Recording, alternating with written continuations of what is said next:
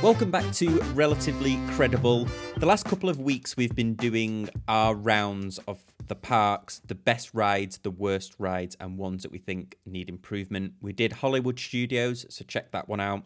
Last one we did was Animal Kingdom. This week we're going to give Epcot the same treatment, and I'm a bit reluctant to do this because Epcot is my favourite park, but I'm not so blind to think that there isn't a few things that need improving. But what's your view on Epcot, Spencer? Yeah, Epcot's fairly low on my list. There's a lot of things I love about Epcot. It's still a Disney World theme park, so I love it. But I think there's a lot to be desired at Epcot, which I know is going to be a hot take. Like, I know a lot of people love Epcot, but I still think it's because it's adult themed. Obviously, kids can go, but how many kids are really interested in other countries, as when you're a toddler, right? So I think that there's a lot of great things that are happening in Epcot, but it's not personally my favorite park of the four. So it might be my least favorite park of the four.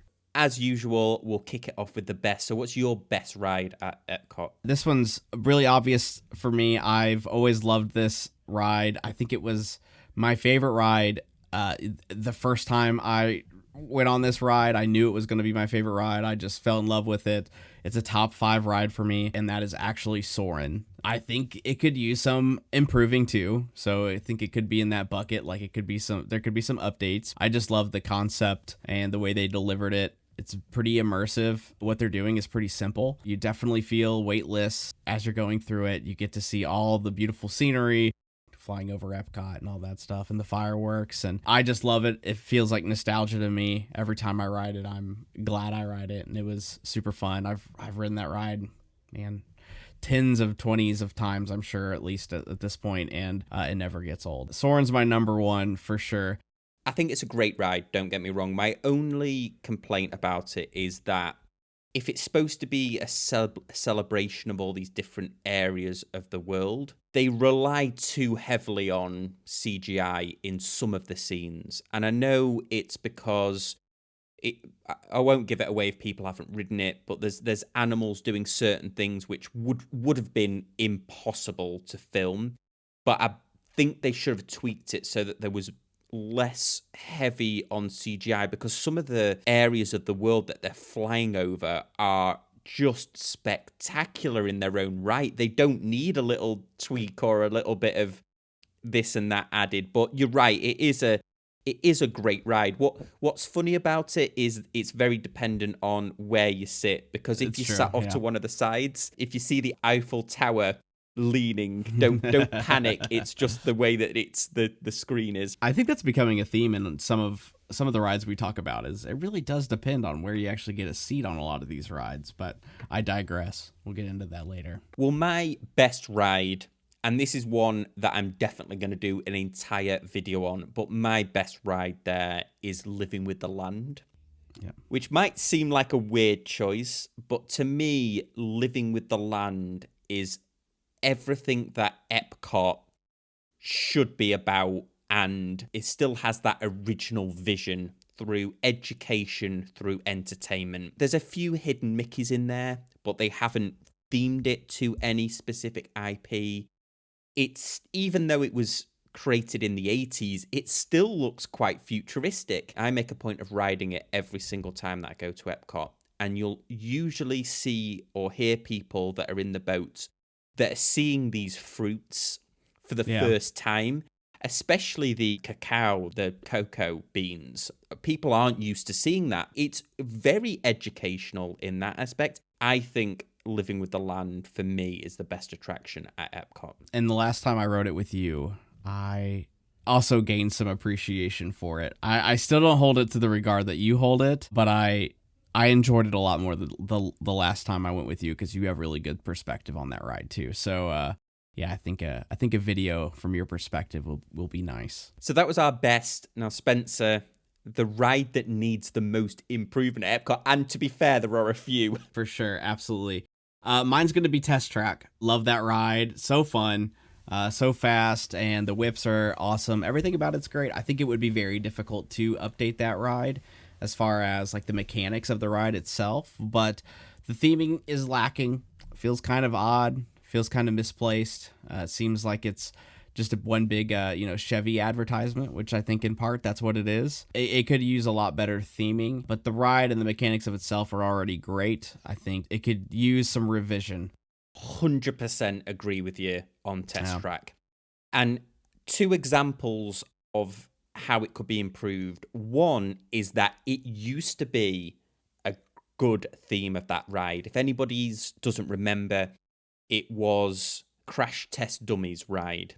It was loosely in the 90s where Crash Test Dummies was a cartoon, but it made sense. So you were going into, and it was sponsored by, I think it was sponsored by Chevy or GM at the time, and it made sense. So you were going in, they were taking you through all of the different design choices they make when making a car, and then you were going in a new car and you were the crash test dummy. So that's why it made sense that, there's a truck coming out, you had to swerve, why you go over the cobblestones, and then why the speed test at the end made sense. And then when you go through certain areas, it made sense. And then they updated it to be a sort of a Tron theme where you're designing the vehicles. That never works. Sometimes you don't even see your vehicle. So there's that way they could turn it back to the way it was, because it falls victim to, and there's a few things at Epcot. I mean, people complain about this about Epcot in general, but largely I don't think it's true. But with this ride, it is, where they've tried to predict the future too much, and they've made cars that look futuristic but also dated. Yeah, absolutely.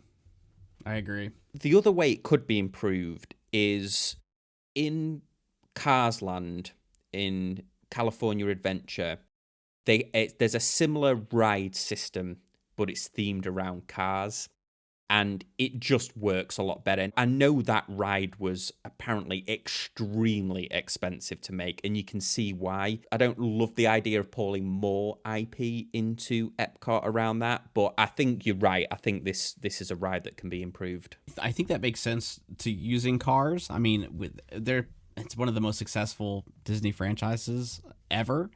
So I think it would just make sense to, if you're going to pick something, why not Cars of all the franchises? I think it would be forgived to bring in a little bit more IP for sure. My most improved ride at Epcot, hands down for me, is the Seas with Nemo and Friends.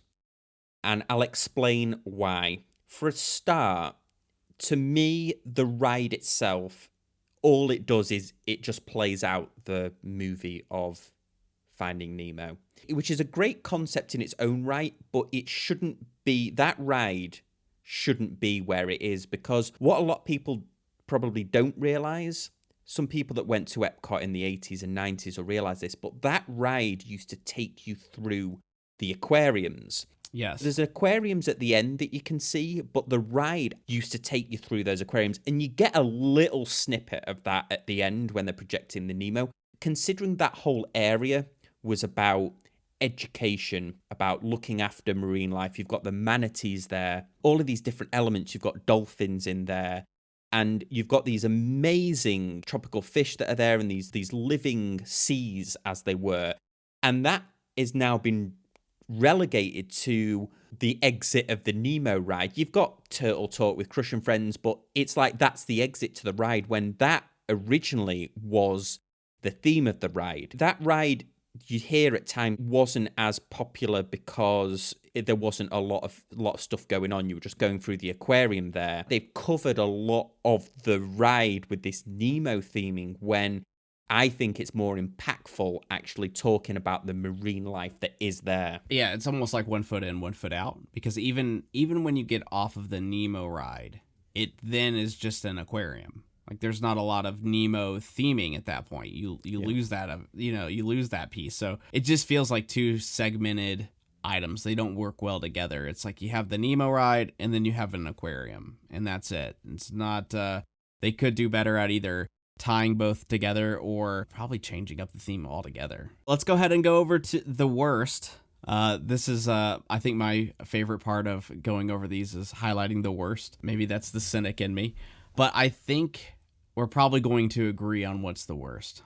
We've talked about this before. I don't like this ride for obvious reasons. That ride is Mission Space. It definitely plays well with the Epcot theming, but the ride itself is just really rough. So they do give you two options where you have, I think it's the green side, and then you have the orange side. One's less intense than the other. For some reason, I always end up on the most intense side, and I can't handle it. I've realized as I'm getting older, I love rides. I love thrill rides. I love roller coasters, but the simulation of taking off as if it was actually a rocket is very hard. It's very hard if you are doing things of what you typically do in Epcot, which is eat a lot of good food, drink booze, and try different drinks. Like that is Epcot, a lot of it. And then you get on a ride like Mission Space, it's going to be a rough day. Ride Mission Space first if you're going to, because otherwise you'll probably end up getting really sick. I'll pick a different one just to make the list interesting, but I agree with you. This ride to me was a good idea. It was a good idea of, wow, we'll simulate actual takeoff. We'll have it spinning so people get a momentary feeling of weight loss. But it should have been left on the drawing board because it looks dated now, but you're right. If you get on that, it has actual sick bags in there. I don't suffer from motion sickness whatsoever, but the last couple of times I've been on that, it really does make you feel quite unwell at times on there. But there's something about when you turn an adult where that ride gets rough. Well, I can't go with Mission Space. You've picked it. I'll say the worst ride for me at Epcot is, I'll probably get some stick for this, but it's the Figment Ride. It's Journey into Your Imagination. And the reason that I'm picking this as the worst one is, again, they ripped out a great ride, Journey into Imagination, that had a theme. They had Dreamfinder there. They removed the ride and they replaced it with its current form, but very famously, it didn't have Figment in it until a lot of people really caused a stir about it and they reintroduced Figment. My problem with it is that with a theme like Imagination, that theme is endless.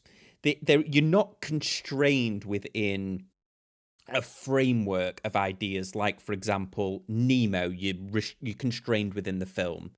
You know, the new Guardians of Galaxy, you're constrained within what has happened in the film or something that makes narrative sense to the film. Imagination is a blank slate. You could go anywhere with it.